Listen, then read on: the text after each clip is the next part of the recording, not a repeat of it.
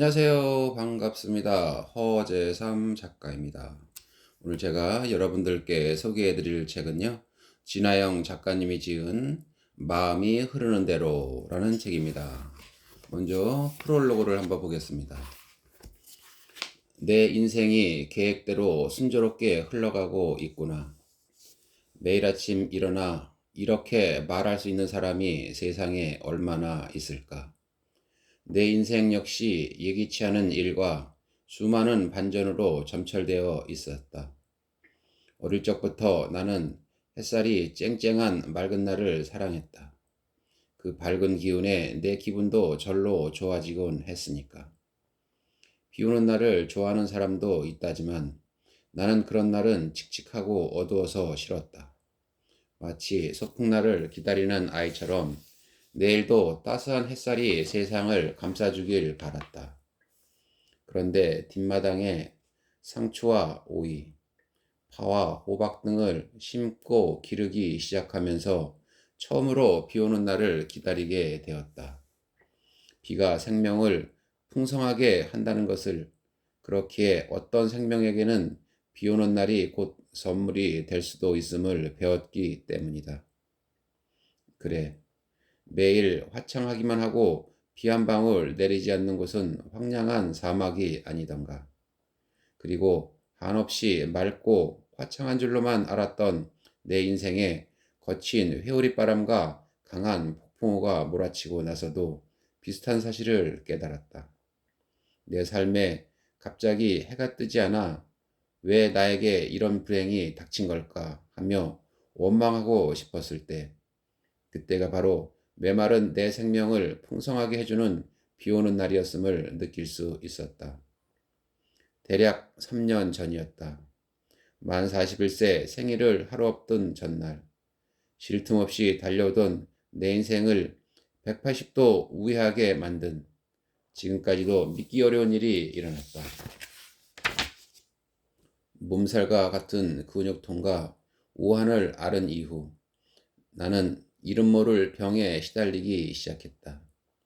몇 달 만에 증상이 급속히 악화되더니 결국 잠시 앉아 있거나 서 있는 일조차 힘든 지경에 이르렀다. 늘 에너지 넘치고 활동적이었던 나의 삶은 마치 햇살에 안개가 걷히듯 한순간에 눈앞에서 사라지고 말았다. 그렇게 현저히 달라진 내 삶에 적응하면서 앞으로 어떻게 살아갈 것인가를 다시금 고민할 수밖에 없었다. 그 고통스러운 시간을 보내며 그제야 나는 안개가 걷히고 나서 보이는 것들이 내 인생에서 참으로 중요하고 또 더욱 가치 있는 것이라는 사실을 깨달았다. 그때부터 병을 마주하고 반추해본 내 삶의 궤적과 거기에서 깨달은 것들을 하나둘 적어 내려가기 시작했다. 내 삶이 가차없이 중단되어 절망했을 때 그간 너무 바쁘게 살아왔기에 엄두도 내지 못했던 작가라는 일에도 이렇게 도전해보게 되었다. 가장 처절하고 절박했던 순간들이 내 인생에서 가장 특별한 창작품을 낳게 한 셈이다. 나라는 사람이 신의 창조물이라면 내 삶은 내가 만드는 창조 작품이다. 큰 바위를 받침대에 올려두고 매일 조금씩 정으로 쳐 깎아나가는 솔에 굳은 살이 가득한 그 장인이 바로 나인 것이다. 어떤 날은 바위를 잘못 쳐서 조각이 원하지 않게 깎이는 바람에 망했다고 생각할 수도 있고, 또 어떤 날은 계속 치는데도 좀처럼 깎이지 않아 포기하고 싶은 날도 있을 것이다. 치면 칠수록 내가 원하는 이미지와는 다르게 되는 것 같아 속상하고 실망스러울 때도 있다. 그럴 때일수록 나는 다른 사람이 만드는 조각품들을 신경 쓰거나 사회나 주변 사람들이 원하는 조각품이 무엇인지 염려하기보다는 내가 완성하고픈 이미지에 더욱 집중하려고 애썼다. 커다랗고 볼품없는 바위가 얼마나 멋진 작품이 될지는 결국 바위의 주인이자 장인인 나에게 달려있기 때문에, 그리고 남에게 그 바위를 어떻게 만들지 맡겨버리기에는 내 삶이라는 조각품이 너무나 귀하기 때문에. 이제 미국에서 산 지도 20년이 다 되어 간다. 그리고 나는 이곳에서 각자의 삶이라는 창조작품이 모두 다르고, 내 삶은 내가 주체적으로 조각해야 한다는 사실을 더욱 깊이 깨닫는다. 미국에 온 지 얼마 되지 않았을 때는 이곳 사람들이 개인의 독특한 개성을 당연히 여기고, 각자 다른 의견을 마음껏 표현하도록 장려해주는 문화가 무척 낯설게 느껴졌다. 이를테면 식당에서 메뉴를 고를 때조차 그러했다. 한국에서는 여럿이서 식당에 가면 메뉴를 통일하는 것을 일종의 미덕으로 여기곤 한다. 그런데 미국에서는 한 가지 메뉴를 주문하더라도 수프로 드릴까요? 샐러드로 드릴까요? 라거나 스테이크 어떻게 구워 드릴까요? 하고 개인의 의사를 묻기 때문에 오롯이 나의 결정으로 고른 메뉴를 먹게 된다. 이처럼 미국에 살면서는 사소한 일에도 내 의견을 구체적으로 물어보는 것에 적응해야 했다. 이렇게 늘 내게 선택권이 주어지고 내가 원하는 것을 표현해야 하는 일에 익숙해지고 나니 통일하지 않았을 때 오는 장점도 많다는 것을 배웠다. 남들과 달라도 괜찮다고, 남들에게 인정받지 못해도 괜찮다고 나에게 너그러워지는 법을 배웠다. 사회나 다른 사람들이 기대하는 것에 나를 맞추기보다는 내 진심을 따라 살 때 숨통이 탁 트인 듯한 자유로움을 만끽해 보았기 때문이다. 돌이켜보면 나는 삶의 여러 갈림길에서 고집스러울 만큼 내가 진정으로 하고 싶은 일들을 찾으며 살아왔다. 의대를 선택한 것도, 미국으로 훌쩍 날아온 것도, 또 이곳에서 미국 의사 면허를 따고 여러 병원과 연구소에서 경력을 쌓은 것도, 정신과를 고수한 것도, 지금까지 볼티모어라는 낯설고 험한 지역에서 의사로 살아온 것도 모두 다른 사람의 기대나 생각이 아닌 오직 내 진심을 따른 결과였다. 덕분에 고생도 많이 하고 실패도 했다. 무엇보다도 심각한 병에 걸려서 인생에서 가장 중요한 건강까지 잃어보았다. 그럼에도 나는 내 삶에 후회가 없다. 나 자신이 뿌듯해할 수 있는 삶을 살았기 때문에 위험이나 실패를 피하기보다 당당히 맞서 도전하고 과감히 뛰어들어 보았기 때문에 지금부터 용기를 내어 내 이야기를 시작해 보려 한다.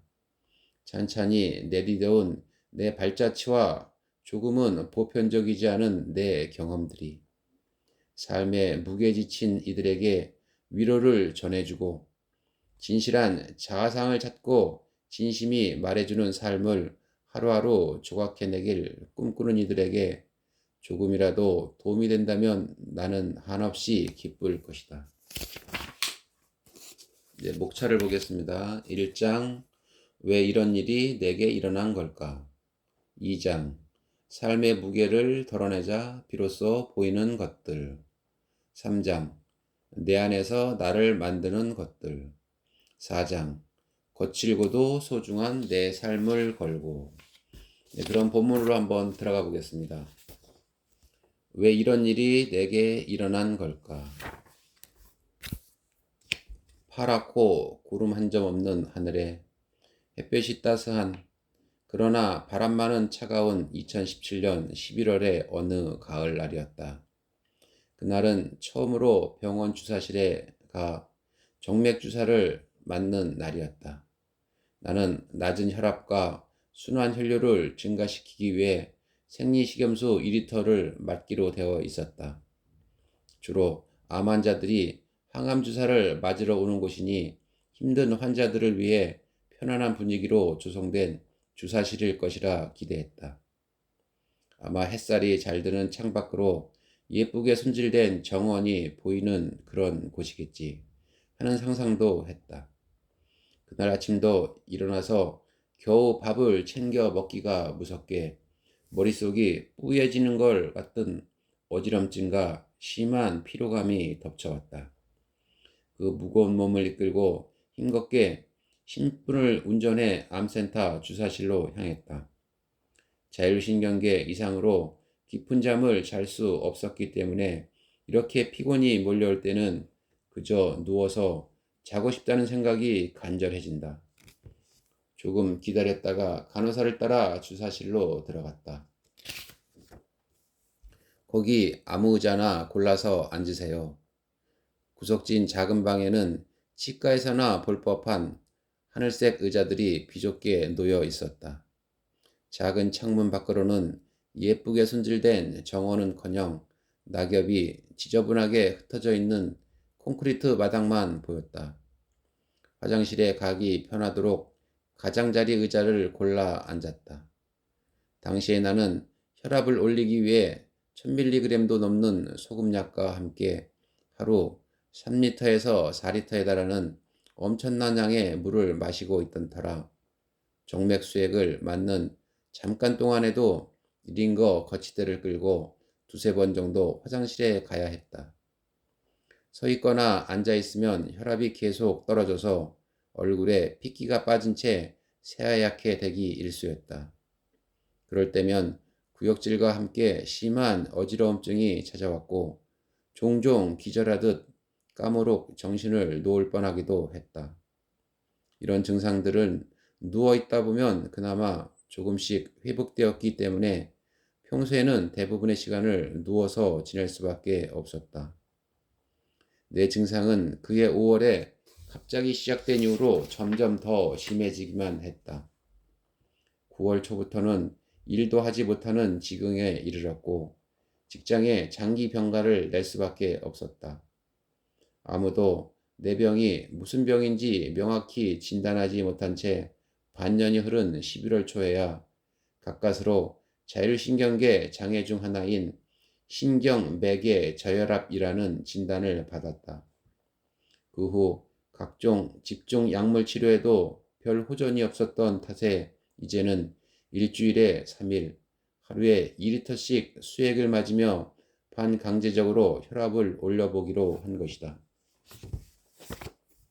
일하러 가지도 않고 집에서 쉬면서 밥만 챙겨 먹는 것이 나의 주단 일과였음에도 극심한 피로가 가시지 않는 게 미스테리했다. 아이가 두세 명 있는 엄마가 하루 종일 일하면서 아이들을 돌보고 집안 살림까지 도맡아 한다고 하면 만성 피로라는 말이 절로 나올 것이다. 그런데 나는 그야말로 놀고 먹고 있는데도 그 전에 겪어본 피로와는 비교도 되지 않을 만큼 손가락을 움직일 힘도, 말을 할 힘도, 심지어 머리를 들 힘조차 내지 못했다. 마치 내 몸이 땅바닥으로 푹 꺼지는 것 같은 무거운 피로감이 아침부터 밤까지 계속 이어졌다. 이런 몸을 이끌고 의자에 앉았으니 수액을 맞는 동안만이라도 푹 쉬어야지 하는 마음으로 다급히 의자 등받이를 젖혔다. 그런데 이것이 침대처럼 완전히 펴지지 않고 고작 45도 기울여지고는 멈추는 게 아닌가. 예전 같았으면 아무렇지 않았을 일이었지만 그때의 나는 그러지 못했다. 급속하게 떨어지는 에너지를 충전하지 못한다는 실망감에 거의 눈물이 날 지경이었다. 2리터의 수액을 맞는 동안 45도로 기대앉아 두세 시간을 버틴다는 건 내게 엄청난 고역이었다. 아니, 지치고 힘든 암 환자들이 항암 치료를 받는다는 곳에서 편하게 누워 쉴 수 있는 자리를 마련해줘야지. 이게 뭐야? 그렇게 화가 치밀어 오르자 내 심장 박동수가 급격히 증가하면서 심장이 쿵덕쿵덕 거세게 뛰기 시작했다. 가슴이 답답하게 조여오는 느낌이 들었다. 이렇게 감정적으로 흥분하는 것은 자율신경계 환자들을 참으로 괴롭게 한다. 나의 망가진 자율신경계는 내가 조금만 흥분해도 마치 바로 옆에서 폭탄이라도 터진 듯 심장이 뛰고 호흡이 가빠지며 가슴이 답답한 증상을 일으켰다. 심호흡을 길게 들이마시고 다시 내쉬었다. 과도하게 반응하는 나의 고장난 자율신경계를 진정시켜야 했다. 흥분 반응이 지속되면 얼마 남지 않은 에너지마저도 급속히 소진되어 버릴 테니까. 어느 날 갑자기 삶이 멈추었다. 2017년 봄, 내가 일하는 존스 홉킨스의 소아정신과 교수들이 모두 모인 수련회 자리에서 각자 1년 동안 있었던 일 중 가장 중요했던 일을 하나씩 이야기해보는 시간을 가졌다. 정신과 의사들뿐만 아니라 심리학부터 교육학 교수들까지 교수진만 해도 무려 70여 명에 이르러서 같이 일하는 사이가 아니면 서로의 안부를 잘 모르고 지내는 경우가 많았다. 내 차례가 되었고 나는 자리에서 일어나 이렇게 말했다. 오래 살다 보니 불가능해 보이는 일이 이루어질 때도 있더라고요. 모두들 내가 대단한 연구를 해냈거나 위대한 발견이라도 했나 싶어 숨을 죽였다. 제가 결혼을 했습니다. 그 순간 박장대소가 공간을 가득 메웠다. 내가 40이 넘도록 결혼도 안 하고 남자친구도 없이 혼자 지내왔다는 걸 알만한 사람들은 모두 알고 있어서 거의 불가능해 보이던 결혼을 드디어 했다는 소식이 한동안 교수들 사이에 재미있는 이야기거리로 회자되었다. 결혼에 대해 별 기대도 없던 내가 곰같이 죽어라 일만 하던 착한 의사를 만나 결혼하게 될 줄 누가 알았겠는가. 그때까지만 해도 내 인생은 아무런 걱정 없이 순탄하게 흘러갈 줄만 알았다. 미국에서 자리 잡은 정신과 교수이자 순한 의사 남편을 둔 아내로 그렇게 살아갈 줄로만 알았다. 나는 의사로서의 삶이 나의 소명이라고 생각한다. 어릴 때부터 과학을 좋아했고 특히 생물학과 물리학에 관심이 많아서 늘 과학자가 되고 싶다는 생각을 했다. 그러던 중 고등학교 2학년 때 갑자기 아버지가 신장 결핵 진단을 받고 병원에 입원하는 일이 생겼다. 온 동네가 다 떠나갈 듯 쩌렁쩌렁한 목소리에 늘 자신감 넘치던 아버지가 하루아침에 환자복을 입고 병상에 누운 채 쇠약해진 모습을 보면서 나는 병이라는 게 한 사람과 그 가족의 삶을 얼마나 예상치 못하게 변화시키는지 똑똑히 경험했다. 그래서일까? 다른 분야의 과학보다는 의학이라는 과학이 누군가의 삶에 더 직접적인 도움을 줄 것이라 생각했다. 결국 공대가 아닌 의대에 지원하기로 마음먹었고 다행히 의과대학에 전액 장학생으로 합격했다. 내가 의과대학을 다니던 곳인 대구는 당시만 해도 남녀차별이 무척 심한 곳이었다. 그 속에서 어려움을 겪던 나는 대구를 떠나 의정부 성모병원에서 인턴 생활을 시작했고 이후 원하던 레지던트 프로그램에 지원했지만 낙방했다. 서글픈 실패였지만 그때까지만 해도 나는 무엇이든 해낼 수 있다는 자신감이 있었다. 그깟 프로그램 1년 후에 다시 지원하기로 하고 그저 재수하는 동안 미국 의사 면허증이자 따자 하는 가벼운 마음으로 별 준비도 없이 미국으로 떠났다. 그 후 미국에서의 생활은 전혀 예상치 못한 방향으로 흘러갔다. 하버드 의과대학 뇌영상연구소에서 연구 경력을 쌓고 미국 의사 국가고시 전 과정을 전국 최상위 성적으로 통과하는 바람에 뜻하지 않게 미국에 눌러앉게 되었다. 그렇게 미국에서 정신과 레지던트와 소아정신과 펠로우 과정에 합격했다. 네, 오늘 저는 여기까지 소개해드리고요. 다음 시간에 또 새로운 책을 가지고 여러분 찾아뵙도록 하겠습니다. 네, 감사합니다.